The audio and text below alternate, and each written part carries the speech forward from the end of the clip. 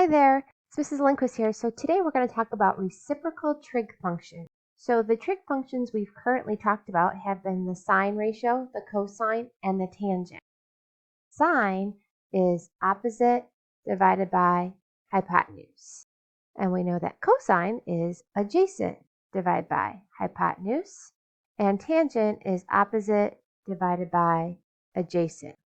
The reciprocal of the sine function is called the cosecant, abbreviated CSC. So if the sine is opposite over hypotenuse, then the cosecant will be hypotenuse over opposite. For the cosine, the reciprocal is the secant, abbreviated SEC. So the secant of theta is going to be the reciprocal of cosine. So instead of adjacent over hypotenuse, we're going to have hypotenuse divided by adjacent. And the same thing for tangent and its reciprocal cotangent. If tangent is opposite divided by adjacent, then cotangent will be adjacent divided by opposite.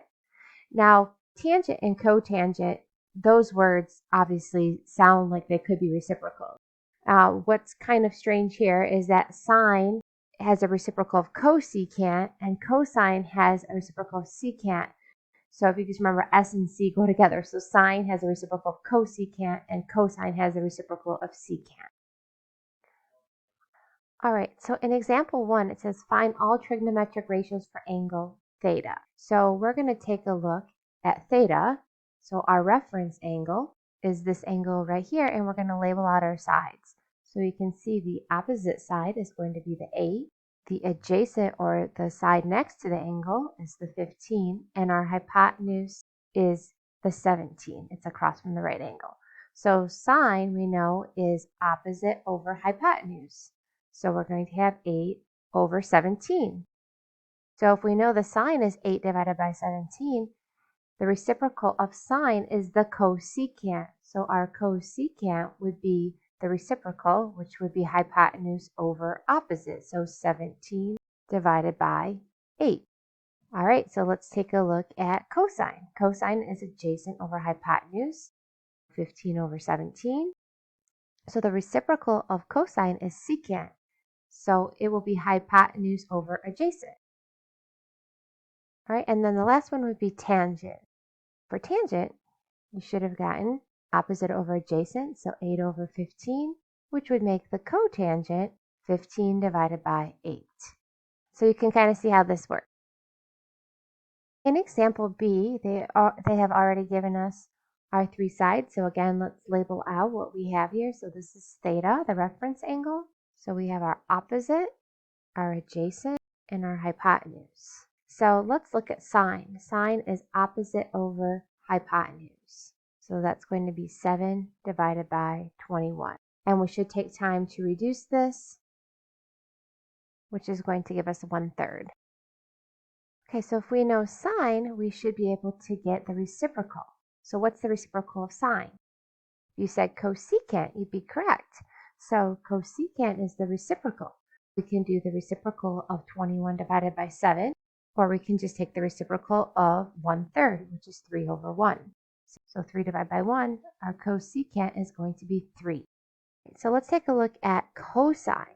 So cosine we know is adjacent over hypotenuse. So we're going to have 14 times the square root of 2 divided by 21.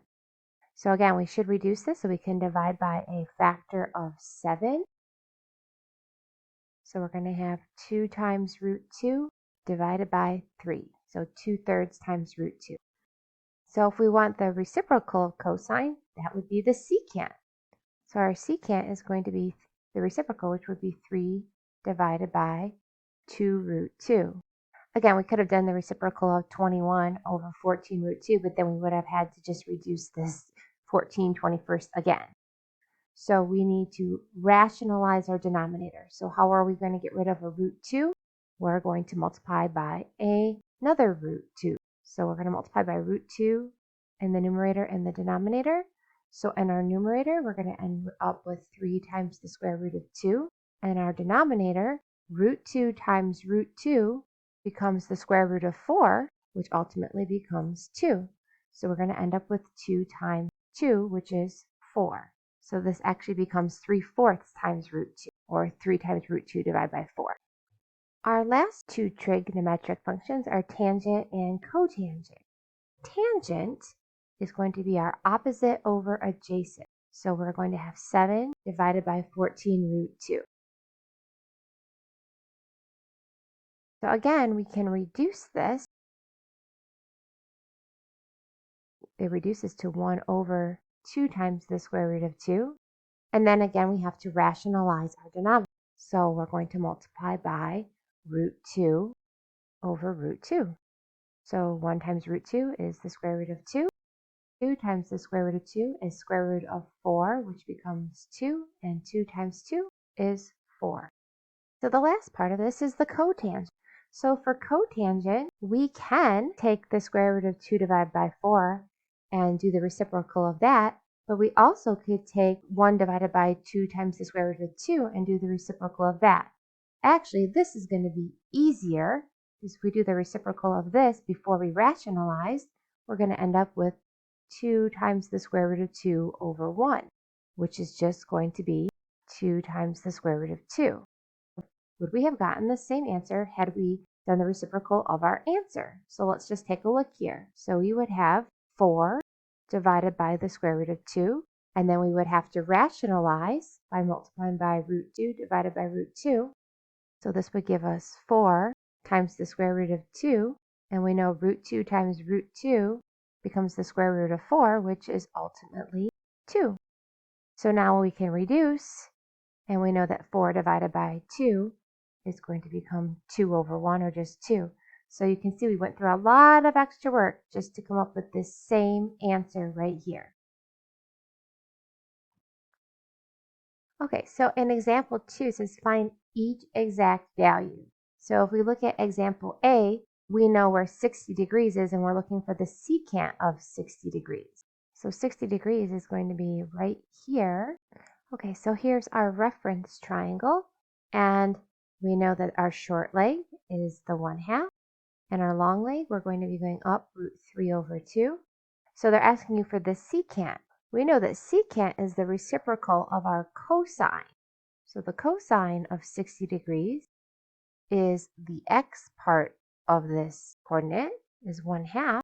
So then our secant of 60 degrees would be the reciprocal, which would be 2 over 1, or just 2. So the secant of 60 degrees would be just 2. So in example B, they're asking you for the cosecant of 2 pi over 3. So where is 2/3 pi? If we think about 2/3 pi, that's going to be, we're breaking pi into 6. So we have pi over 6, 2 pi over 6, 3 pi over 6. So this is 4 pi over 6, which is our 2/3 pi. So this is our location that we're looking for, right there. And you might have already remembered that this is 2/3 of pi. All right, so another way of looking at these angle measures is to actually think about breaking pi into thirds. So we know that half of the circle is pi radians, and we're breaking it into thirds. So this would be pi over 3, 2 pi over 3, and then this would be 3 pi over 3 pi. Okay, so let's take a look at this. So this is our location. It's actually 120 degrees. We're going to draw our reference triangle. So remember, when we're drawing our reference triangle, we are always going vertical down to the x-axis. So we know that this length here is -1/2, and we're going up square root of 3 over 2. So now we're looking for cosecant. Well, we know the reciprocal of cosecant is sine. So what is our sine of 2 pi over 3? Well, sine would be our y value. This would be the square root of 3 divided by 2. So to get our cosecant, we are going to do the reciprocal. So cosecant of 2 pi over 3 would equal 2 divided by the square root of 3. And to finalize, we're just going to rationalize our denominator. So our cosecant is going to be 2 times the square root of 3 over, what is the square root of 3 times the square root of 3? Well, it becomes the square root of 9, which ultimately becomes 3. So our final answer is 2 root 3 divided by 3, or 2/3 times root 3. Okay, so in our last example, example 3, it says find the value of the trig function indicated. Draw a picture. So it says find the secant theta if cotangent is 4/3. Okay, so for these triangles, we're just going to assume that we are in quadrant 1. So I'm going to draw an xy plane, and we're going to draw our triangle in quadrant 1. So we're going to draw out a right triangle. Remember, the right angle always comes down to the x-axis. Okay, so once we have our triangle drawn out, it says find secant theta if cotangent is 4/3. Cotangent, I know the reciprocal of cotangent is tangent. So tangent theta must be 3/4. And I know tangent is opposite over adjacent. So we're going to look at our triangle. Here's our reference angle theta. So we know our opposite must be the 3 and the adjacent must be the 4. So now we're just really needing the hypotenuse, or do we need the hypotenuse? So they're asking us to find the secant. Well, I know that secant is the reciprocal of our cosine function. Cosine of theta is adjacent over hypotenuse. So we can see that we have our adjacent side of 4, but we still need to find our hypotenuse. So we have a little bit of work to do here. So if you have 2 of the 3 sides, you can use your Pythagorean theorem. So a squared plus b squared equals c squared. So in this example, we would have 4 squared plus 3 squared equals c squared. 16 plus 9 equals c squared. So 25 is equal to c squared. And if we take a square root, we're going to end up with c is equal to 5. And normally when we square root, we would say, oh, we have positive and negative 5. But since we are doing the sides of a right triangle, we're just going to go with the positive 5. So this is a 3, 4, 5 triangle. So our cosine is our adjacent over our hypotenuse. So 4 over 5. So did we answer the question? The question is, what is the secant? So if we know the cosine is 4 over 5, then our secant is going to be 5 over 4. All right, so example B, the last example. Find cotangent of theta if cosecant of theta is the square root of 13 divided by 3. So first of all, again, set up your right triangle in quadrant 1. Okay, so let's think about what we know. We know cosecant. Cosecant is the reciprocal of sine. So what would be the sine of theta? Now you might be tempted here to rationalize, but I wouldn't, because we're just looking to label the sides of our triangle. Remember, this is our reference angle theta. So for sine, we know we have opposite over hypotenuse. We can label our opposite as 3 and the hypotenuse as the square root of 13. Again, do we need the adjacent side? Let's take a look. We're looking for cotangent, so absolutely we're going to need the adjacent side. Because we know 2 of our 3 sides, we're going to use our Pythagorean theorem. A squared plus b squared equals c squared. So go ahead and pause the video and see if you can solve for our missing leg. Okay, so I'm going to call our missing leg. It doesn't matter whether we call it A or B. I'll just call it A. So we're going to have a squared plus 3 squared equals the square root of 13 squared. The square root of 13 squared, again, a square and a square root, are inverses. They cancel each other out, so that'll be 13. If we subtract off the 9, we're going to get a squared is equal to 4. And then, of course, if we square root, we're going to get a equals positive or negative 2. So in this case, it's going to be positive 2. They're looking for cotangent. Again, my brain works in terms of tangent.